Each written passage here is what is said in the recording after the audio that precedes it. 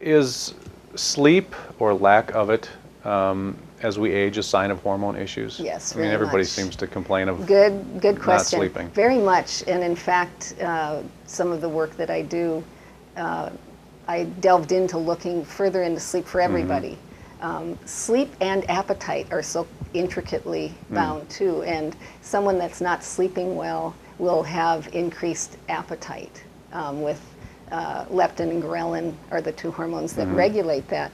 And so they show, there are all kinds of studies, but if we don't get 7 hours, we're going to be more prone to disruptions in hormones and weight gain. And then they even show scales of 2 to 4 hours a night has this propensity for obesity, 4 to 6 hours. I mean, they've really, they as in the literature documents, some pretty interesting things about sleep. We need to sleep. And 7 seems to be the magic number.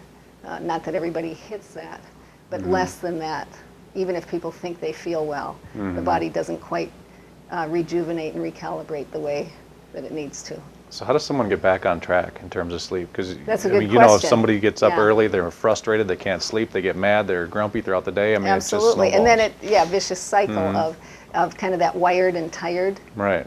phenomenon that happens where you're exhausted, lay down, and of course, Right. the committee starts and you can't get to sleep. The adrenal work I do, I have to say, is a first place I look to help someone, because if you think about stress and the stress regulating hormones, cortisol is a big one.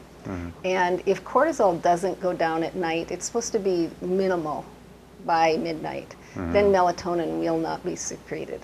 And they're in a sense, you know, two sides of the same coin.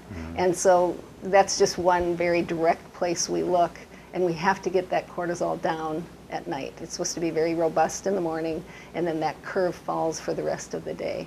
And melatonin, we need melatonin for good REM sleep, and it won't be secreted by the body if we don't have lower cortisols at night. So that's just one area to look at biochemistry, and we can supplement and help with nutrients too.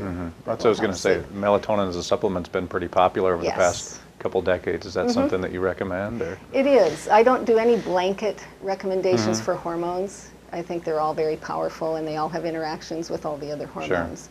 And so, you know, as a blanket statement, no, I don't say everybody should run out and take melatonin. But when I'm working with a patient and I've tested and looked at all these areas, yes, melatonin is a hormone I will use to help sleep. If someone has good responsiveness in the body still, they will return to good production of melatonin usually, if you start to balance the adrenals and things.